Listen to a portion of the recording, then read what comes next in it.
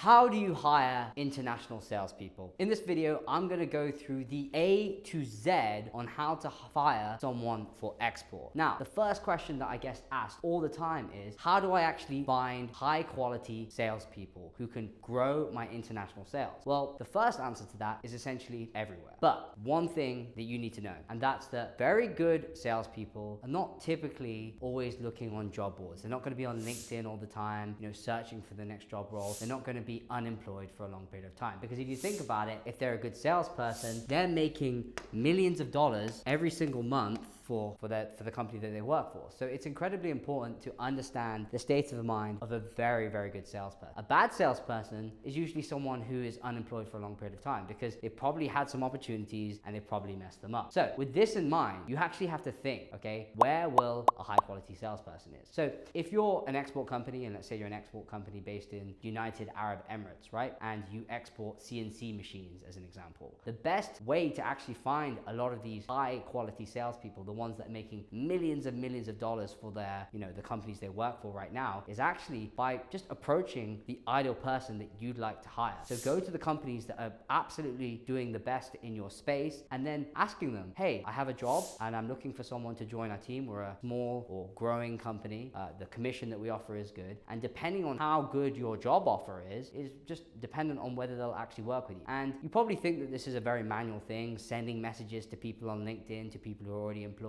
But think about it. If you just get one good salesperson, this could be a game changer. Hiring someone who's already experienced, hiring someone who knows the product, knows the industry, who knows import, export, it's going to be a huge game changer. So this takes me on to the second point, which is compensation, right? When you hire a salesperson, good salespeople want to be paid a lot of money. There needs to be higher upside. So when it comes to negotiation of a salary, the key thing that they need is there needs to be a high earning potential. And what you'll actually find, especially when it comes to the negotiation phase of talking to a salesperson when you're about to hire them, is will they ask for higher commission? Will they try and negotiate the salary? Because if they're going to negotiate with you and they drive a tough bargain, that's awesome. Because when they're playing on your team, when they're on your side, they're going to try and close as many deals as possible. They're just trying to get as many deals as possible because it benefits them. It benefits the company because they will make more money. So the key thing to understand is having a good base salary just to,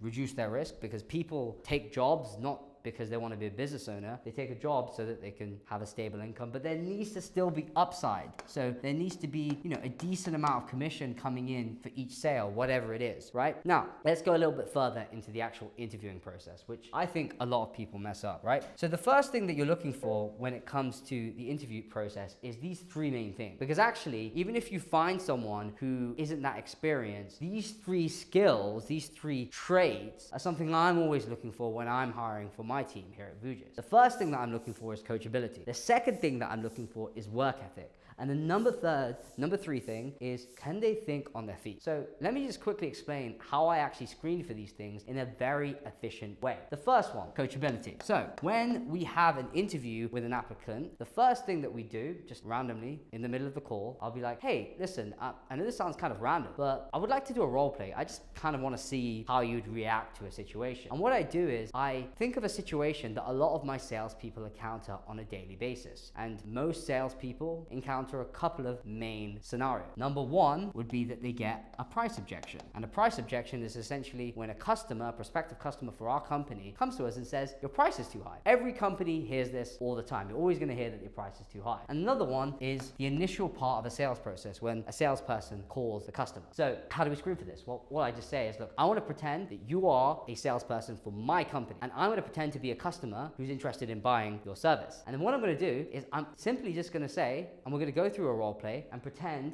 and go through that. And the key thing that I will say to them before the role play is, hey, listen, I don't really care about your product knowledge. I don't really care about your skill level. I just want to see how you react. And what this allows me to do is to figure out whether they can think on their feet. And because they can think on their feet and they can actually, I throw them a curveball, I say something weird, right? Like, I need to think about it, or the price is too high, or, I want to go with the competition. It allows me to see exactly what it looks like when they are thrown off in the future. Say they work for us. Say, a shipment gets delayed, or say there's something where, our supplies have not arrived on time and you're an export company and you're manufacturing things. This will allow you to see how they will act. Are they honest? Are they someone who lies to the customer? Are they someone who kind of figures out the best way to handle the situation? These are all things where if you just see them work on their feet, it's going to tell you a lot about people, because a lot of people unfortunately lie on job interview. Whereas when you put weird questions in front of them and throw them off, it's really going to change the thing. So that's the next thing. Now, when it comes to coachability, the reason why I'm talking about a role play is as soon as they've done the role play, no matter how well they did, you have to ask them to do the role play again. And before you ask them to do the role play again, you want to give them feedback, right? Feedback to improve. Hey, can you just say this like a little bit differently? Or, I feel like if you just use this line instead of that line, whatever it might be, whatever you think would be most applicable, depending on how you train your salespeople.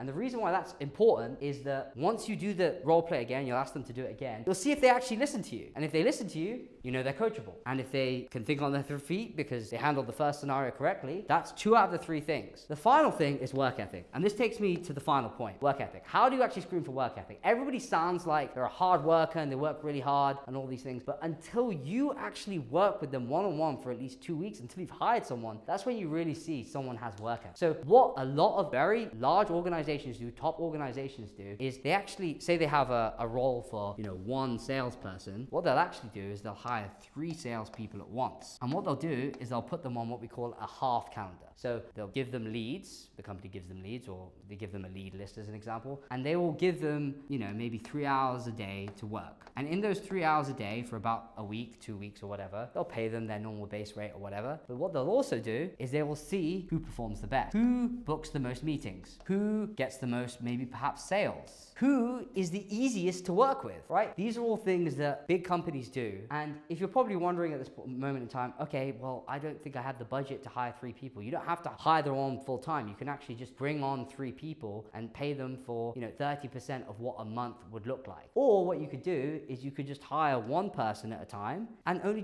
test them for 1 week, just see what they're like, just to see if it's interested. And you don't even have to work with them full time. Again, just a couple of hours a day. If they're working a current position at the moment, just work with them for a couple of days, a couple of hours a day, see how they work. I know this requires a lot of time, but it also reduces your risk, because at the end of the day, you need them to be able to copy and paste what you're doing right now with your current sales team. Or if you're the founder right now and you're the person doing the sales, you're speaking to all the customers, you need them to copy and paste and do the exact same thing. So this is kind of my blueprint to finding salespeople. It's also very, very important. Without this, your organization does not exist, because these guys are the rainmakers. So thank you very much for watching. I know I haven't posted in a while. I'll speak to you very soon. Thank you.